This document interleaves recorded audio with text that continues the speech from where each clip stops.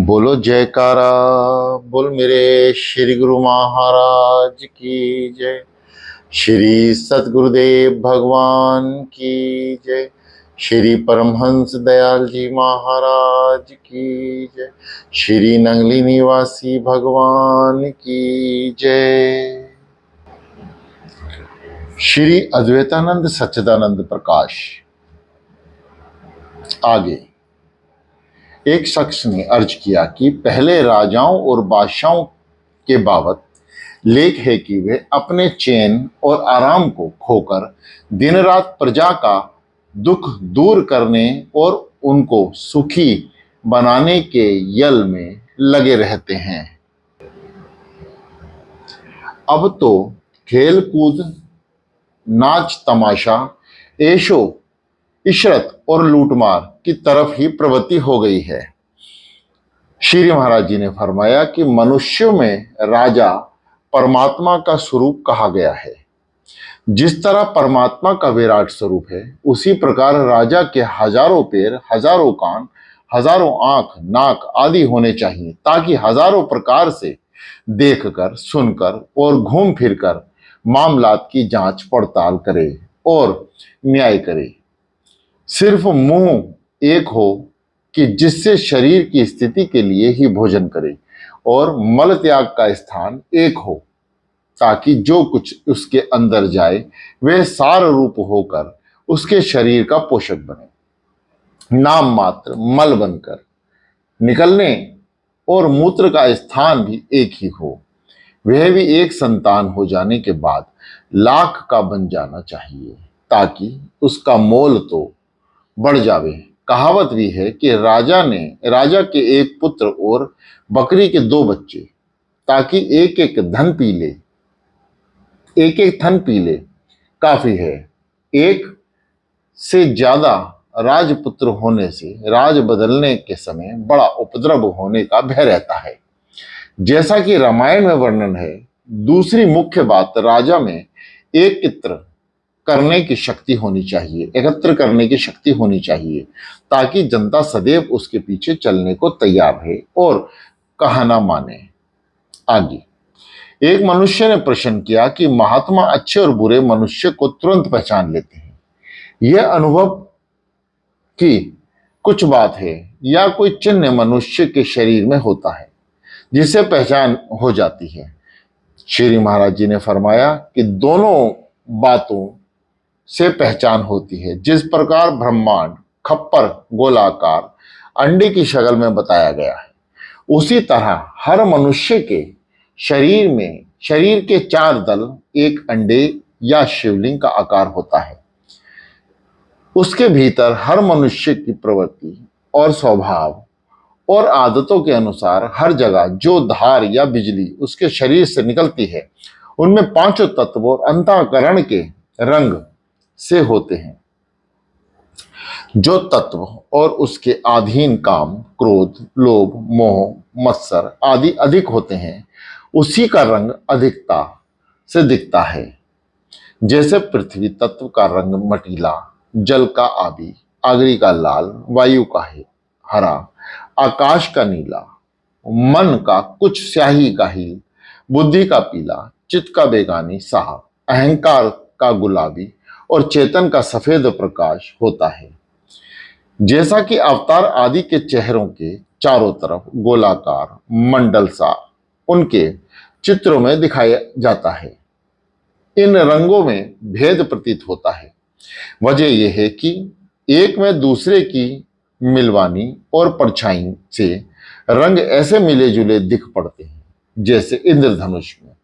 महात्माओं के पास जब कोई आता है तो अंतर्दृष्टि से उसके शरीर के चारों तरफ के अंडे के समान घेरे में रंगों को देखकर ये मालूम कर लेते हैं कि उनमें कौन से तत्वों की अधिकता है। ये कामी ज्यादा है या क्रोधी ज्यादा है। उनके सामने चाहे जैसी भीगी बिल्ली या चती सती का भेष बनाकर कोई जाए, वह उनकी असली प्रकृति का पता लगा लेते हैं। गोया उसके चाल चलन, मानसिक उन्नति या अधोपतन का पता लगा लेते हैं। उसके निकट बैठने वाले मनुष्य पर भी उस मनुष्य के शरीर से निकलने वाली धारा और उसी के अनुसार रंगों का वैसा ही प्रभाव पड़ता है। इस नियम के अनुसार साधु महात्माओं के पास बैठने वालों पर अच्छा असर पड़ता है। दुष्टों के पास बैठने से उनकी धारों का बुरा असर होता है।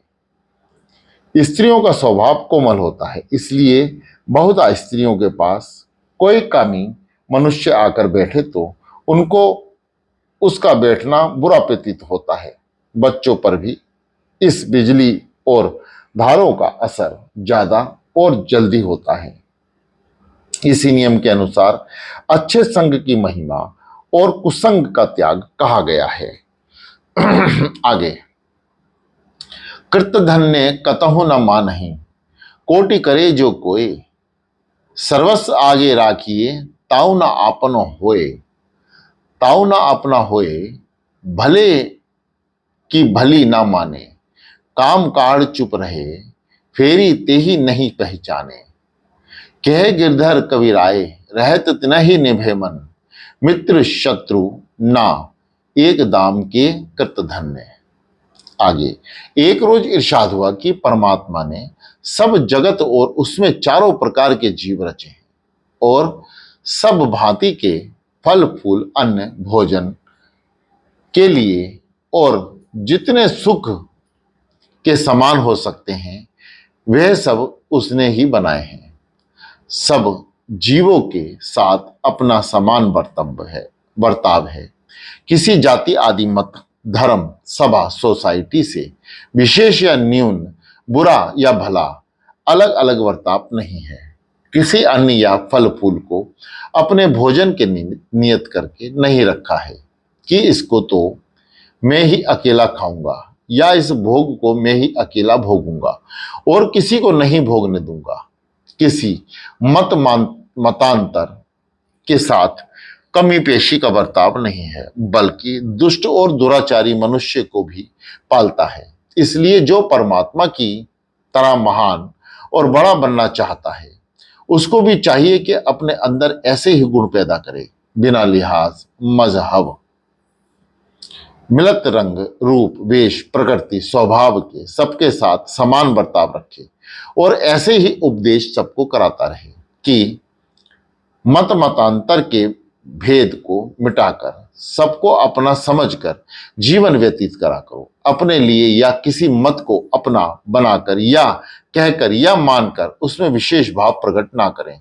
अपना रंग रूप और चिन्ह ऐसा कायम ना करें जिससे एक अलग मत या मजहब वाला होने का भाव पैदा हो। और वेदांत के नियम के अनुसार यह बिल्कुल ठीक है। जब सकल संसार अपना ही रूप है तो फिर अपनी तरफ से भेद स्थापित करना सच्चाई के विरुद्ध है।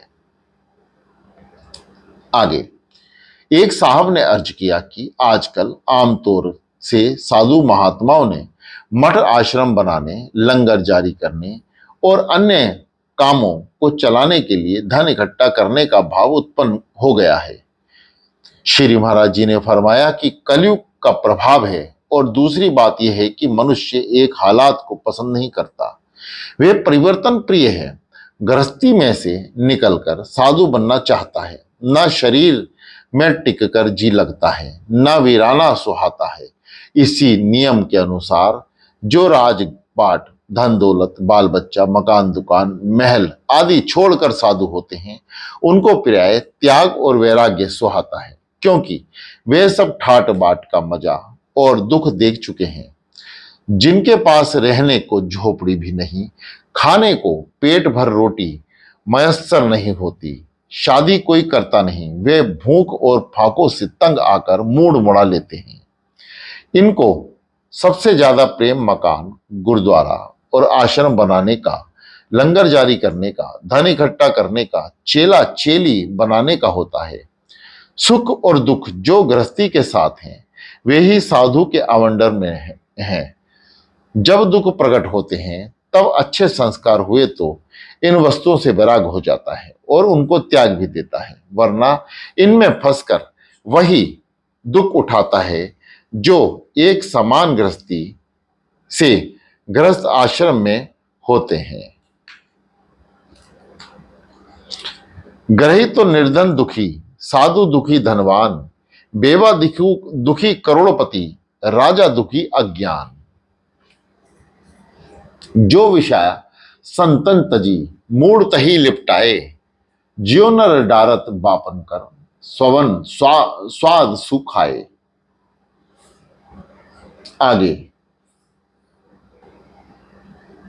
एक सेवक ने अर्ज की कि कई सबूत ऐसा दीजिए, कोई सबूत ऐसा दीजिए जिसमें पुनर्जन्म सिद्ध हो सके और हमको पूर्व जन्म के कर्म याद आ सके। श्री महाराज जी ने फरमाया कि सत्संग में विचार मुख्य वस्तु है। योग वशिष्ठ जी में विचार की बड़ी महिमा लिखी है, बिना विचारे कुछ प्राप्त नहीं हो सकता।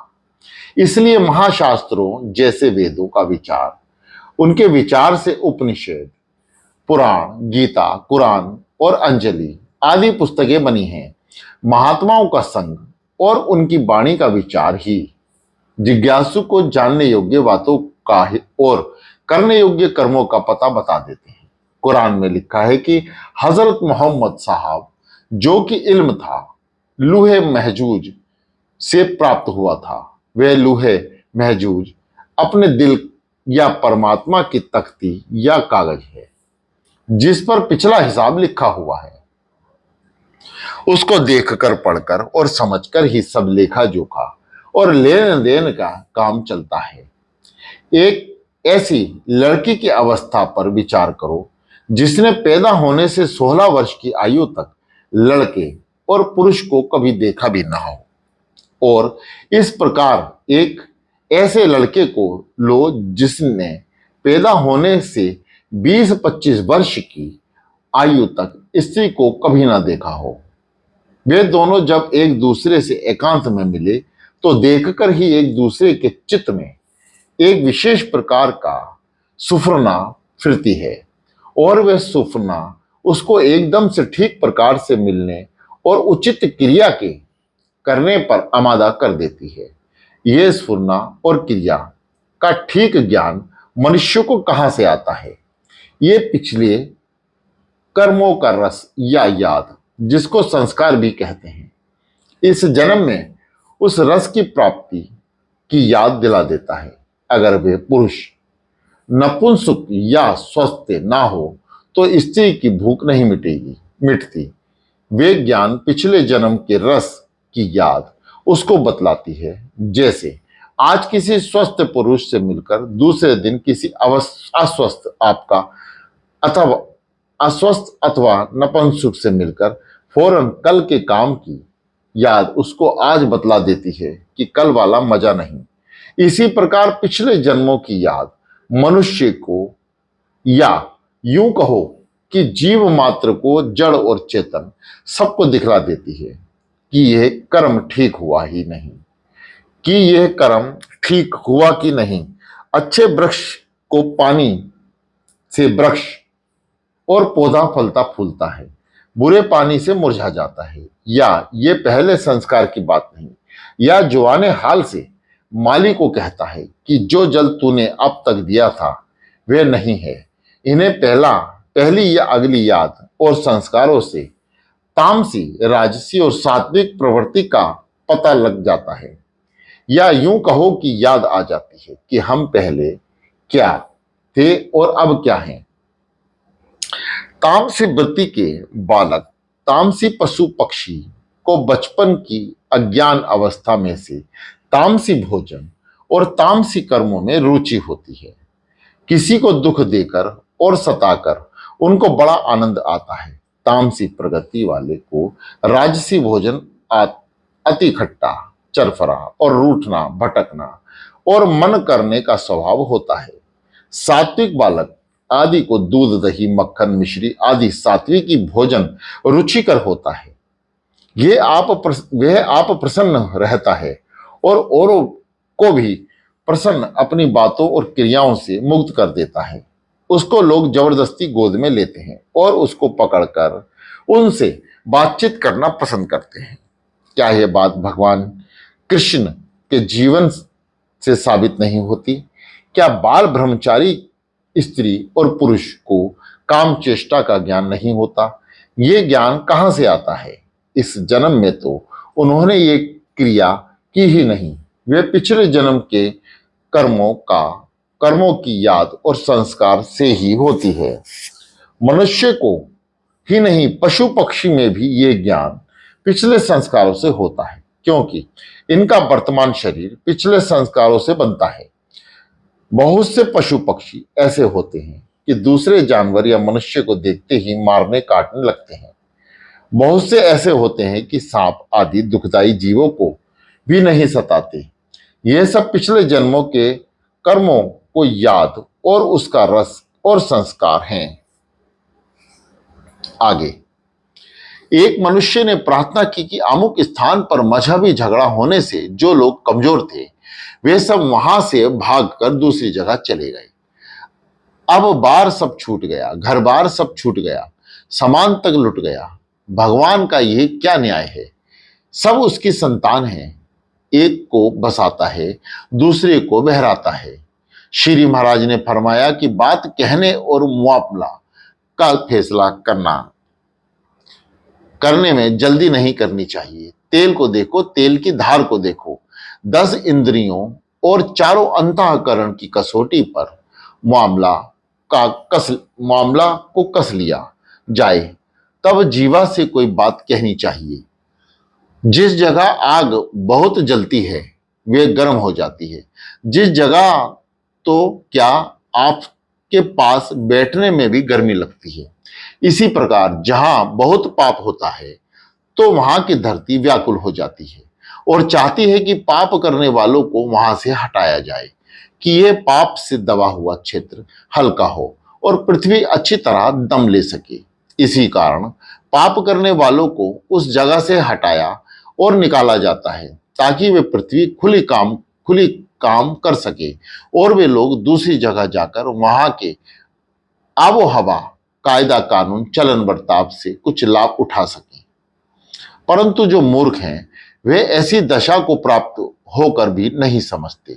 जहां जाते हैं अपनी प्रकृति साथ ले जाते हैं और उसी के अनुसार बरतते हैं। देश निकाला भी इसलिए होता है कि मुजरिम जिस स्थान और समाज में रहता है उसमें रहने के योग्य नहीं रहा, दूसरे स्थान का परिश्रम और दुख भोग मुमकिन है, उसकी हालात और सुधार सके। जैसे काले पानी में जिनका चाल चलन अच्छा नहीं रहता, उनको सरकार कुछ समय पश्चात उनके देश में भेज देती है। इसी प्रकार जो विदेश के दुख सुख से अपनी अवस्था को सुधार लेते हैं उनको उनकी मातृभूमि में भेज दिया जाता है। जो ना सुधरे उनको जन्म भर देश में जाने का अवसर नहीं मिलता। आगे, एक रोज इरशाद हुआ कि गृहस्थ का काम धन को अच्छी प्रकार के काम में लाने से ठीक चलता है। आमदनी से खर्चा कुछ कम हो और ठीक प्रकार से हो। यह नहीं कि 9 लाओ और 13 की भूख और आला मुगलम कामों में खर्च कर दिया जाए और समाज का काम धर्म व्यवहार से ठीक चलता है, अधर्म से अजाड़ होता है। जैसे कभी किसी की जमीन दबा ली, किसी का पेड़ काट लिया, ऋण लेकर लौटाया नहीं, ऐसी हालत में गड़बड़ हुए बगैर रह नहीं सकती। हाथापाई हो जाए तो वह भी आचार्य की बात नहीं। एक मनुष्य ने अर्ज किया है कि 2 चीज आदमी रा कुशाबंद बरोज या के आबदाना दिगर खाक गोर, यानी एक तो अन्न जल, दूसरी मिट्टी मनुष्य को जबरदस्ती ले जाती है।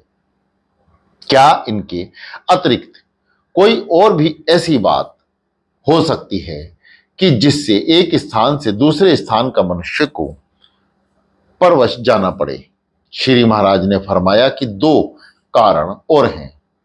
एक कर्म यानी कार्य, जैसा किसी मुलाजिम का काम आगरा से दिल्ली जाने का है तो वह उस कार्यवश जाता है। दूसरा कारण पाप कर्म, जब कोई एक मनुष्य या बहुत से मनुष्य मिलकर पाप करते हैं तो उनके बारंबार पाप से धरती उकता जाती है और प्रार्थना करती है कि ऐसे पापी को हटाया जाए, ऐसे मनुष्य को भी उस क्षेत्र का बोझा हल्का करने को उसके पाप के अनुसार थोड़े दिन या बहुत दिन या आयु भर के लिए दूर या अभिदृष्ट देश को भेज दिया जाता है।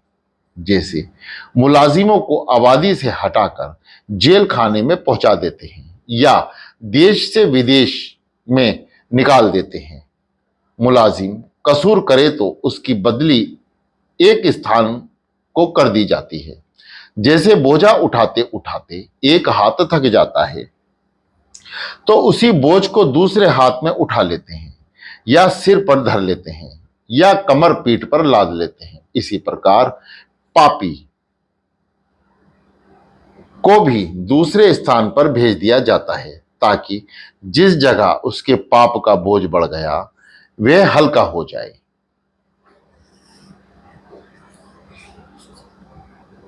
आगे एक मनुष्य बड़े मजाकी और प्रसन्नचित्त थे। बोले कि हमने रात को बड़ा अजीब स्वप्न देखा। एक बहुत ही ऊंचे तख्त पर ऐसा तपस्वी पुरुष बैठा है कि सूर्य से भी अधिक उसका तेज है। उसी के मुख की तरफ देखा भी नहीं जाता और तेज के कारण उसकी सूरत भी ठीक प्रकार से देखने में नहीं आती। उसके तख्त के नीचे चारों ओर बहुत से तख्त बिछे हैं जिन पर भी मूर्तियां बैठी हैं। किसी का तेज कम है, किसी का अधिक। जो दरवान वहां खड़ा था उससे पूछा कि ये क्या हो रहा है। उसने उत्तर दिया कि तुम किस खुदाई के जीव हो कि तुमको अभी तो इसका पता ही नहीं चला। ये कयामत है, दरबार है। सबसे ऊंचे तख्त पर खुदाबंद करीम बैठे हैं जिनको कोई अल्लाह, कोई ईश्वर आदि नामों से पुकारते हैं। और नीचे के तख्तों पर गौर से देखो, वे हजरत ईसा हैं, वे हजरत मूसा हैं, वे हजरत मोहम्मद हैं, वे हजरत तुषा हैं, वे श्री बाबा नानक हैं, वे श्री कबीर सा है, वे श्री गुरु गोरखनाथ हैं, वे श्री राधा स्वामी हैं, वे हजरत कदायनी हैं और भी सब महात्मा जिनके पंथ चल रहे हैं विराजमान हैं और उनके आसपास उनके अनुयायी खड़े हैं। मैंने दरबान से पूछा कि इसमें श्री राम कृष्ण नहीं दिखलाई देते। वह बोला कि एक महात्मा ने यह दावा किया है कि हम श्री राम कृष्ण से ऊंचे दर्जे तक पहुंच गए हैं, वे हमसे नीचे हैं। अब वे यहां आते तो उनको जगह मिलती, इसलिए प्रार्थना और श्रेष्ठता की क्रिया में भेद पड़ता। वे इस कयामत में शामिल नहीं हुए। कुछ औरतों ने भीड़ में से निकलकर ईश्वर से रो रो कर अर्ज की कि इस आदमी को हमको जबरदस्ती बेइज्जत किया। इसने मुझ एक औरत के वास्ते लाखों मनुष्य का खून कर दिया। किसी के फरियाद की और वह आदमी खड़ा है जिसने मेरे बेटे को कत्ल किया था। किसी ने दुहाई दी कि वह जो कोने में खड़ा है उसने मेरा सब धन लूट लिया था। किसी ने कहा कि उस औरत ने मुझे जहर देकर मारा था। सब फरियाद कर चुके और ईश्वर हुक्म सुनाने लगे तो रसूल, नबी, अवतार, पीर, पैगंबर खड़े हो कहने लगे कि देखिए, हमारे उम्मत यानी अनुयायी और पैरोकारों पर जो इल्जाम लगाए गए हैं वह बिल्कुल ठीक है, लेकिन इनको इसकी सजा कुछ नहीं मिलनी चाहिए।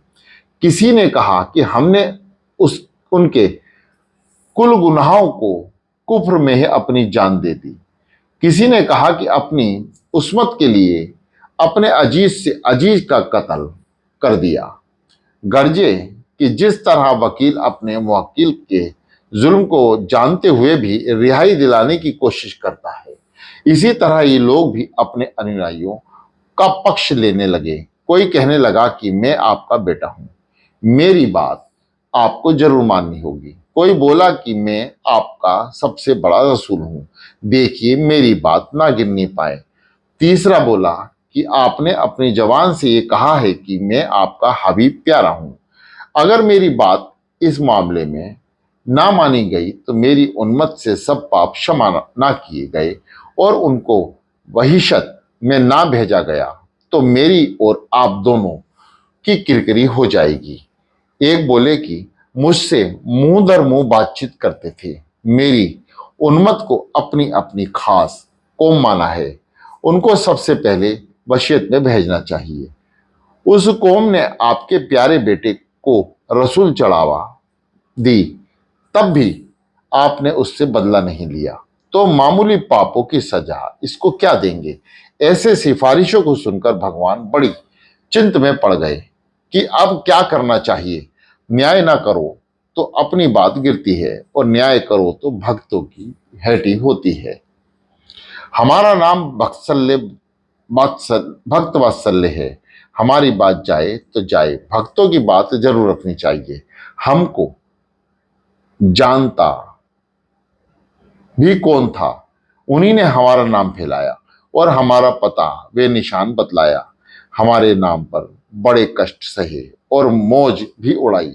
ये सब लोग इन महात्मा, अवतार और रसूल आदि को बड़ी श्रद्धा से मानते हैं, बल्कि गुरु को हमसे भी अधिक जानते हैं और पूरे विश्वास रखते हैं कि हमारे गुरु हमको मुक्त करा देंगे, हमारे रसूल हमको बख्शवा देंगे और अगर इनको इनके कर्मों का फल पूरी तरह दे दिया गया तो इनके आइंदा विश्वास को बड़ा धक्का लगेगा। इसलिए सबको बैकुंठ में जाने की आज्ञा कर दी और थोड़ी देर में क्या देखता हूं कि वहीशत के रक्षक आए और ईश्वर से अर्ज किया कि आपने अपने कुल खलकत के वास्ते वसीयत को 2 खज 2 स्थान बनाए थे, अब सबको एक बैकुंठ में भेज दिया। वहां तो बैठने तक की जगह नहीं। हूर वे गिलमान भी उसी अंदाज में बनाए थे, उनके लिए भी खूब हाथापाई हो रही है। गिलमान तो बहुत कम थे क्योंकि वे बीमारी तो केवल एक ही फिरका को है या कुछ बाम मार्गीय है, लेकिन इनकी देखा देखी और हूरों की कमी की वजह से उनको भी ये इल्लत लग गई है। उन उलझनों को आप ही सुलझा सकते हैं। इतनी बात हो रही थी कि नर्क के मुस्तजिम आ पहुंचे और बोले कि खुदाबंद करीम, आपने तो फरमाया था कि कलयुग के अंत में कयामत होगी, इसलिए बहुत अधिक मनुष्य नरक में भेजे जाएंगे, इसलिए उसको बहुत बड़ा बनाया था। वहां तो एक आदमी भी नहीं भेजा, बिल्कुल खाली पड़ा है। इतने भारी अमले का खर्च बढ़ रहा है, उनको अलहदा कर दिया जाए। आजकल लकड़ी वगैरह की बहुत महंगाई है और वहां रात दिन आग भड़कती रखने के लिए बहुत ईंधन खर्च होता है, उसको बुझा दिया जाए। यह सुनकर भगवान बोले कि बने बनाए काम को बिगाड़ना ठीक नहीं। बहुत से मनुष्य अभी रह गए हैं जो अपने को खुदा और परमात्मा मानते हैं, वे हमारी कयामत में क्यों शामिल होते। लेकिन आना तो उनको भी पड़ेगा और यहाँ हमारा तख्त और स्वर्ग एक ही है, उसमें ये समाएंगे कैसे। वे नरक और स्वर्ग, पाप और पुण्य में कुछ भेद ही नहीं मानते।